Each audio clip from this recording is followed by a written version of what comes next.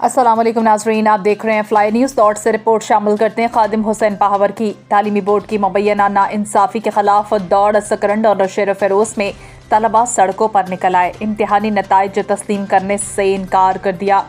शहीद बेनज़ीराबाद बोर्ड की जानिब से 11वीं जमात के सालाना इम्तहानात के नतائज का ऐलान कर दिया गया है। मज़कूरा शहरों में तलबा रिजल्ट के खिलाफ सड़कों पर निकल आए और तालीमी बोर्ड्स पर इल्ज़ाम किया कि बोर्ड इंतज़ामिया ने मेहनती और होशियार तलबा को भी 40% से कम मार्क्स दिए, जो कि सरासर नाइंसाफ़ी है। मुज़ाहिरीन ने कहा कि बोर्ड की जानिब पहली मरतबा इलेक्ट्रॉनिक मार्किंग की गई है। हमें खदशा है कि इंतज़ामिया से ज़रूर कोई गलती हुई है, क्योंकि ऐसी शिकायत नवाबशाह कॉलेज के तलबा ने भी की है। इसलिए जारी करदा नताइज का जायज़ा लिया जाए ताकि तलबा के मुस्तकबिल को तबाह होने से बचाया जा सके। तलबा ने कहा कि हम जारी करदा नताइज को मुस्तरद करते हैं।